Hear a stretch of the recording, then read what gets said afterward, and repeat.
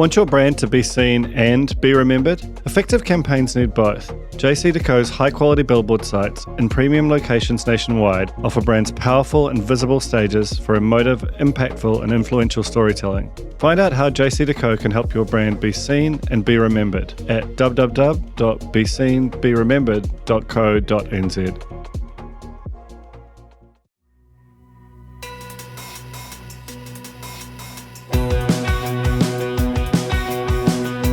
Nau mai hoki mai ki Other Folds, e mihi nei ko Duncan Greive tōku ingoa. My guest today is Andrew Tindall, who is the Senior Vice President of Global Partnerships at System1. They are a sort of a research firm. They're actually quite multidimensional, and Andrew explains what they do much better than I could on this podcast. This episode is presented in partnership with JCDecaux. And he digs into some research that he's done in partnership with them, largely driven out of the Australian office, but with real lessons about, and I think his opinion is this is the best data set around the effectiveness of out-of-home as a medium. But so we talk about that, but about effectiveness more broadly and about how advertising functions in the modern communications world. And as he said, marketers' jobs, especially the media side of them, 10 years ago was relatively easy. You make a great TVC, you put it in a bunch of places, and that was a lot of the job. And now, in terms of the great splintering of attention and platform, it's just a lot more difficult. And therefore, the research piece of knowing what works, how to use different mediums, how a campaign should join up. These things are absolutely crucial questions. And ultimately, good decisions there are not being overly transfixed by one metric or another. He uses the term shit metrics, which I quite like in terms of its boldness. And in general, Andrew is very sort of upfront about, just the quality of the creative that's out there. And I think that's what I really enjoyed about this conversation, that you get a real sense of how to operate in this environment, how to not get caught up in, a lot of the time platforms kind of will give you amazing metrics that you can report on back about the reach and even about the engagement and so on, but does that actually drive anything? And that's really what Andrew's research looks most deeply into. It's a really interesting conversation. I think a lot of the time we can talk around this topic, but ultimately all roads should lead to, does this actually work? That's what I'm talking about here with Andrew Tindall from System1 in partnership with JCDecaux. Kia ora, Andrew Tindall. Welcome to The Fold. Thank you so much. Thanks for having me, man. I wonder if you could start by just introducing yourself and tell me what you do at System1. Sure. So I'm Senior Vice President at System1, very serious. I look after our global media partnerships. So I work with media owners largely, but also creative and media agencies. I also look after our relationship with effectiveness bodies like the IPA and the Effie Awards. And I kind of write a lot of our thought leadership and research looking at how creativity impacts effectiveness in the market through the kind of lens of creative choices, distinctiveness, and emotion, because we're called System1, so it has to be emotional. Very true. Can you tell us a bit about System1? Like, you've got quite an amazing portfolio of people and brands across the business. Yeah, of course. Well, we've got a few kind of, I guess, well-known names, like John Evans, who does the Uncensored CMO podcast, who's essentially our CMO, Orlando Wood, who's our kind of Chief Innovation Officer, who has been researching kind of creativity in the industry, largely with the IPA and the likes of Les Binet and Peter Field for about a decade now. And so System1 essentially measures the emotional response, the branded emotional response to advertising, and what memories and things it brings to mind. And we use that to predict and explain how advertising works in market. Through the lens of emotion. We're probably most famous for a lot of our TV work because we took the mad decision to test every UK and US TV ad as it goes live with kind of millions of people a few years ago. So we've got quite an impressive, I think it's the world's largest emotional kind of data bank in that. But then we also work with most of the world's largest brands globally. We have offices around the world. So yeah, we're effectively an effectiveness data platform. What drew you to System1 and to that sort of field of effectiveness research more broadly? Sure. Bit of a crazy one. I used to study medicine. I was training to be a doctor, but I couldn't actually afford my rent because it was London, so I had to work in marketing on the side. And then I started to really get into marketing to the point where I actually left medicine and started working at Diageo and Bacardi and Innocent Smoothie. Do you have Innocent Smoothie out there? Not that I'm aware of. Should we? I'll bring you one next time. It might be moldy, but I'll bring you one next time I visit. So then it started to become like an effectiveness nerd, reading, the likes of Byron Sharp, and all that effectiveness research.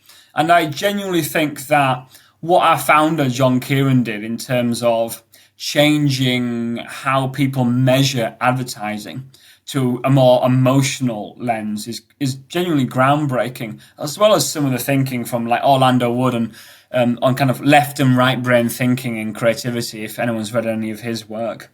So, I decided that if I wanted to really kind of marry this kind of science, marketing and creativity lens together, I want to come and work with the best. So I ended up working at System1. I've been here for about 3 years now.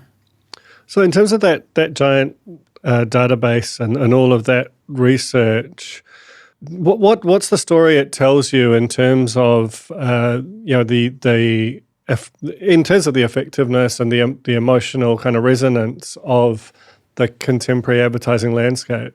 Yeah, I mean, simply a key principle: if the more people consumers feel, the more they buy. So I research with IPA data, FE data, brands data, our clients data, great data from the likes of JCDecaux and TikTok and all this lot. And no matter what study we're doing, the more people feel towards advertising, the more memories are built and the more useful that those memories are in terms of influencing future behavior. Largely through the not to get too technical, but the affect heuristic. Whereas if a brand comes to mind kind of in the moment and it feels like the right choice, human beings are kind of lazy creatures and they'd rather just go with the easy choice that feels right. So creating advertising that builds those kind of memories that are one, heavily branded, but two, very emotional, outperforms in every kind of way I've looked at in the research I've been doing here. It's interesting, right? Because there's this sort of paradox of the internet where theoretically it's more measurable than any kind of prior medium, and yet a lot of the time the platforms are marking their own homework, or the distribution or the quality of where the ads are placed can be somewhat suspect. Do you feel like the overall impact of advertising in this really different era to the one we had sort of 15 or 20 years ago, do you think that brands, whether it's creative or the sort of media side, are well adapting to this new era, or are there sort of kind of big blind spots or big differentials between best practice and the kind of median creative media combination? Yeah, I mean, you read a lot about this from like the likes of like Bob Hoffman and kind of Tom Goodwin, which talk about this collapsing kind of media towards digital, and you hear a lot about I mean, Peter Field did some research back in 2018 called the crisis in creativity and how creativity is not working as hard anymore. From the data I can see, well, let's answer the media side of things first, and this dramatic change from a marketer had a very easy job 10 years ago. They would create a TV ad. They would put it on TV. They'd reach the majority of the market. People were watching the TV. They weren't on their phones or their laptops. And then after that, you maybe call your sales team and take it below the line and put it on shelf or stuff like this. Now, Dr. Grace Kite and Tom Roach talk about this move as the move from a couple bigs to lots of littles, where media has moved to kind of nudges, low amount of attention per kind of impact. And people kind of attribute this to kind of, a reduction in effectiveness from a media lens. However, I still think you can build brands and be effective through this lots of littles. I mean, Dr. Grace Kite has evidence from databases showing that. I've recently written some research called the long and the short form of it, which proves that more emotional ads and more entertaining ads on kind of short form can do this. However, people are missing the wider picture here, which kind of takes us over to the creative lens. And you can see this so I'm going to jump around in different data banks, which I have stored on deep files in my laptop here. So like, if we go and look at the FE data bank, so we work with the FE Effectiveness Awards, and they've shared all their UK, US, Irish, and European case studies with us. Over 1,000 kind of global campaigns. And you can actually see in that data bank that advertising and brand building has actually been slowly collapsing over the past 15 years in terms of the amount of brand effects. That's awareness, distinctiveness, trust, differentiation, all that kind of intermediary effects that marketers should really care about. These things have been decreasing, as well as the average ad emotional response to advertising has been decreasing. And on the flip side, we see this boom in short-termism, where marketers are reporting the objective of their campaign to be clicks, impressions, conversions, engagement, this kind of stuff. So I do believe you can build brand in this era, and it's still possible. There's loads of brands creating lots of value and profit. However, I feel that all these kind of new tools and being able to report so quickly with these kind of like shit metrics, essentially, has led us down the path of short-termism, moved us away from emotional advertising, and that has had an overall impact on kind of brand building. Can you sort of dig into that a bit, the sort of shit metrics piece, as you put it? Because I am kind of curious about, there does seem to be the sort of last click attribution, that sort of sense of the thing that happens just before the sale is where the value is ascribed to, versus the kind of more abstract but profound drivers of that transaction. Yeah, for sure. I mean, most marketers aren't even using kind of attribution and last touch attribution you talked about. I think the more dangerous and the more addictive metrics is kind of like engagement metrics on a lot of these digital platforms. There's data from Nielsen and Meta 10 years ago that showed there's no correlation between clicks, shares, likes, this kind of stuff, and brand outcomes, awareness, differentiation, brand image changes. So, but marketers seem I used to work on Johnny Walker at Diageo. I would report weekly the kind of view through and engagement on all kind of like my digital assets. And it's just so easy to get a hold of. And then you start kind of optimizing for these metrics and then moving you away from what actually matters, which is building memories for your brand. And then, you touched on kind of attribution, which is a step up from that, to be honest. But marketers are also, they should be more relying on, experiments, econometrics, like Mutinex is a great kind of example of that from your market locally, and also integrating into like longer term brand studies, like the stuff that Tracksuit does as well.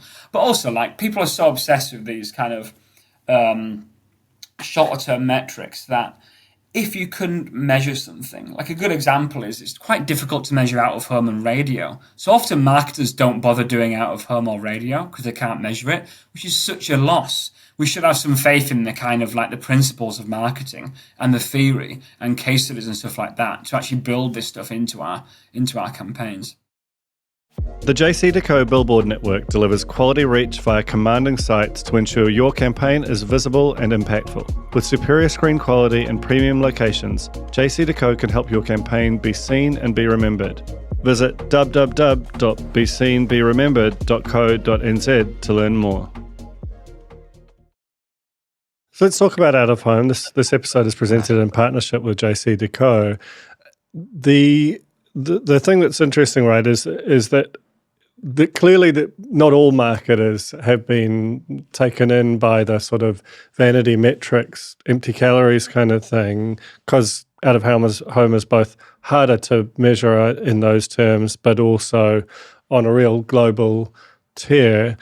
What do you think is driving that, and what do you see as kind of the real power of out of home in this era of hypersaturation of digital platforms in particular? Yeah, well, it's a great question. So, let's take the UK data for example. In the UK, out of home is possibly the last standing broad reach medium. So I think it reaches like 97% of UK adults weekly, or something insane like that. And it's very hard to get that kind of high quality media data in all markets. But if you go and find it for your market, I'm pretty sure out of home will be up there in terms of reaching lots and lots of people. And then in terms of the other powers of kind of out of home, it's incredibly public. So a lot of what the shift in digital media at the moment has done is it's made it kind of one-to-one, not one-to-many. It's very targeted. It's very personal. It could be even personalized for you. You're probably watching a lot of digital ads while sat on the toilet alone, doom scrolling. Whereas out of home is a very broad public medium, which behaves very differently. There's some great research from Essence Mediacom called signaling theory that actually looks at the power of different media channels on their signal strength, which is essentially signal strength kind of comes in two things. It's fitness signals and social signals. Social signals are if I see an ad within a certain channel, like out of home, do I believe my friends are essentially using this brand? And then you've also got fitness signals, which is essentially how impressive a channel is. So if I see a brand in this channel, do I believe they're doing well? Because we want to be buying from brands that are essentially doing well. And they also kind of map attention onto this and cost per reach. And like out of home sits beautifully slap bang in the middle of this kind of quadrant where it's got strong fitness signals and social signals. It's relatively high attention compared to some digital inventory. It's very broad reach and it's surprisingly cheap for that value you're getting. I think it's some really smart research that really sums up the power of kind of this otherwise considered kind of traditional media channel in this modern landscape, where it's doing a lot of what we know a media channel must do in terms of brand building. But kind of as what you've pointed, kind of alluded to there as well with the current landscape where everything's getting a little bit more hyper-personalized, targeted short-termism, I think it presents a nice watch out for out of home, that what out of home shouldn't be chasing that. You see a lot of brands these days. I mean, again, I used to do it. I used to buy Johnny Walker ads outside of pubs. What I'm essentially doing there is relegating out of home to like a performance channel, or like even worse, like, just trying to boost physical availability. Whereas if you do that, you're missing out on this broad trust building public emotional opportunity for out of home and what its key strength is, So like what you're saying is that the same person can be the same piece of creative for the same period of time. Were they to see it on their phone, they sort of perceive it differently versus if they see it on a bus shelter kind of thing. Of course, someone is going to have a different reaction to an ad in Piccadilly Circus in London than if they're, again, sat doom scrolling on their toilet. Of course that's the case. But that actually, it's about fame. It's where you're seeing an ad, the context of it, but also who you're seeing it with. We have a very different emotional reaction to something if we're watching something with someone. That's why the cinema is so powerful and still a powerful beast, because, I never cry, but I cry in the cinema. There's something performative about it. There's something... and then actually what we've also talked about there is is a second of attention in one channel different to another? I think we've had this great movement away from CPM to kind of attention seconds, which is a step forward, right? One impression isn't equal. We know that channels largely get different amounts of attention or whatever, but marketers now need to take the next step from, it's not just not all impressions are equal, but not all seconds of attention are equal as well. So, there's quality of attention, whether it can create an emotional response, what kind of additional memory structures it's building. And I think that's what really sets Out of Home apart from some of the other channels. Can you tell me about the scope of your research for JCDecaux? Like, it's just, correct me if I'm wrong, but it's about almost like the principles of out of home in terms of how to make the ad actually function. But yeah, do you want to just expand on that? Yeah, for sure. So I had a very luxurious trip over to Australia from London for quite a while, and to collect a lot of data from JCDecaux, specifically in Australia, because out of home's quite hard to measure. And what JCDecaux in Australia have been doing for the past few years is looking at brand list studies, which marketers might be more accustomed to in kind of digital channels, where they can actually split out whether people have been exposed or not exposed to out of home. So what I really wanted to do with that data, working with the System1 data and JCDecaux data, is get to the core principles of how can we create advertising in out of home that improves commercial impact, lifts kind of that conversion stuff and gets people into store, but also builds a kind of memories and gets ads remembered in out of home to build and brand as well. So what we actually got to is kind of the key principles of kind of creativity in out of home, matching kind of all the System1 data to this kind of brilliant in-market data from JCDecaux that they were so great to share. And we've got to this kind of myth-busting key principles of out-of-home creativity, of what creative choices people should be making to actually grow that lasting impact of out-of-home. Because often when you talk to creatives or marketers, a lot of the kind of principles people kind of tout about out-of-home, when you peel back the layers, are either someone's opinion, or if you actually follow it back far enough, it's probably some dusty TV research that someone's reciting about like number of messaging. A classic one is the number of messages in TV ads. People have kind of translated that over to out of home. So we've actually gone at what I think is actually the first kind of evidence-based creative principles for out of home that's really backed on solid data. We've kind of tested nearly 1,000 out of home ads now with hundreds of thousands of people at System1 with our kind of emotional brand check tools. To kind of understand how they're performing. And then we've linked that to about 80 campaigns in the JCDecaux Australia market to understand what that actually does in market. It felt like, from my reading, that there were some quite confronting lessons in there, and that there are these sort of principles, and then there is a huge basket of creative that doesn't seem to kind of take much notice of them and will have kind of much lower driving of outcomes as a result. Can you speak to what you're sort of saying, or what kind of came out of it in terms of the quality of the creative at times? Media choices create inescapable boundaries on creative choices. So before we get into that, we need to kind of acknowledge how out of home works, which is largely through short bursts of attention at high frequency. So out of home generally gets about 2 seconds of attention at a go.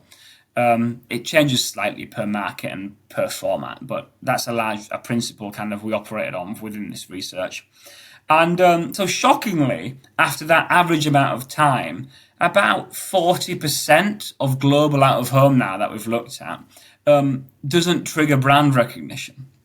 So 40% of these exposures at 2 second mark, people, don't pass go, which is the first step. What brand was this for? So there's a bit of a distinctiveness problem with a lot of out of home where it's too busy, it's not distinctive enough to even trigger that brand recognition. And then we also saw about half, 40% of out of home doesn't trigger enough of a useful emotional response to make any kind of long-term impact as well. We call it kind of one or two star in our testing at System1, which is kind of linked to various in-market effects, which we'll see in this research as well. But so there's a bit of a branding issue where, this is why I kind of love working in out-of-home and creative testing, because some of the principles in this can dramatically change just, the chance of your creative and out-of-home actually having an impact. So when you kind of marry that kind of emotional lens and how branded out-of-home is, we get to the idea of about only 3 in 5 out-of-home ads aren't really working hard enough. They're either not triggering brand, or they're not. When they do, they're not kind of being able to stimulate a strong enough emotional response to do anything other than nudge someone that kind of day. There's a general kind of theory that you hear from people, within the sort of media side. Often the problem with both display and out of home is that we still treat the creative as if the TVC is the sort of God mode and everything else has sort of descended from it, and kind of alludes to that in a way that you can't confidently say that everyone, in the same way that we would have 10 years ago, that everyone will have seen that core product and that it should be treated as a medium unto itself rather than a sort of a derivation of the TV creative. Is that still an issue, and how do you sort of avoid that?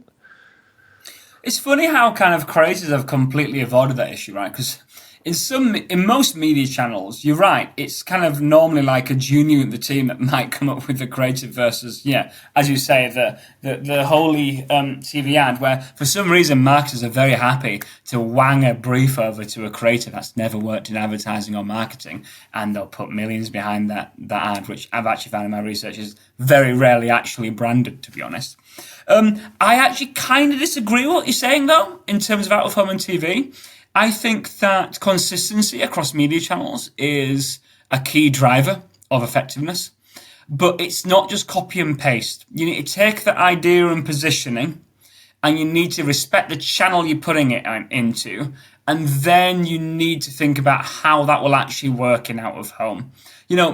A lazy way of doing it is still from the TV ad, but you need to be consistent across your media channels whilst respecting what media channel you're in. So I do think, and we've seen it in the research, out of home that is consistent with TV in Australia gets, I think, 35% higher out-of-home recall, because you were building the same memory structures when we stick to that consistent kind of creative platform. So I do think it's important and not lazy to kind of put your campaign across the mix. The best marketers do that, but the best creatives then kind of adapt it for that channel. Or even best, when you're at that front briefing stage and someone's presenting an idea to you, this is the best marketing training I ever got was at Diageo, in the Diageo way of brand building. And they always used to tell us, how far across time and space can that creative idea stretch? So can I take that across many years? But what does it look like in out of home, radio, digital? And then respecting and thinking about how far that idea can actually go into those channels and how well it can be executed. So I do think consistency across channels is key, but you can't get lazy with it, as you were saying. Yeah, is there a campaign, particularly one that we might have seen in this market, or at least like a globally famous campaign, which you feel like epitomizes that ability to kind of tell a linked story across multiple mediums while utilizing them all to the maximum of their sort of core utility? Yeah. An obvious one is Tourism Australia. I think they're impressively consistent across all their media channels and brilliantly use out of home. And because they've discovered the greatest effectiveness hack in the world, which is a fluent device, a fluent character, I think it got quite a bit of pushback locally, the kangaroo character, because it seemed a bit on the nose. But they've created a brilliant character that's emotional and distinct, that you can land in digital, out of home, on TV, and it does that consistent memory building job. Actually, not memory building, it's memory refreshing. It's much easier to refresh memory structures than to build new ones. So, sticking to that idea and using that consistently across channels it's a really good example, and the results kind of speak for themselves, and they've now doubled down on their new campaign with it as well.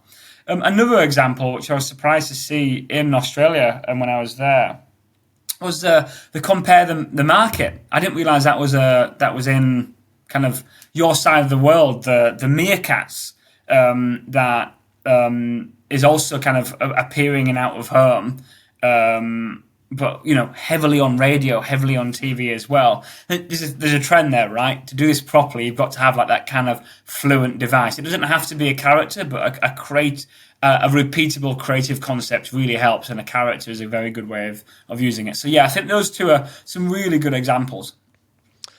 Well, thank you so much, Andrew. Really appreciate the time and that sort of insight into out of home and effectiveness across mediums. It's such a complex story to sort of get at, but I feel like you know it better than almost anyone. And we'll let you get back to your night very late where you are. Yeah, well, no, it was great to speak to you, and yeah, I guess we've covered such a kind of a light touch of it here. There's you can get all the kind of research on JCDecaux' website, and it really is kind of the playbook of how marketers can really start stepping up and using out of home for what it's amazing at, building brands over the long term. So yeah, really excited to share it with everyone, and yeah, thank you very much for having me on. Absolutely, thanks so much.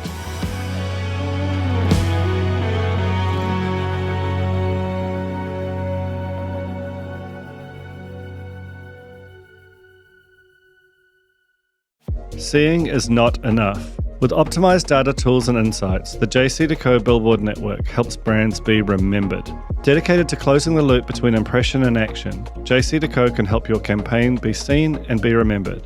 Visit www.beseenberemembered.co.nz to learn more.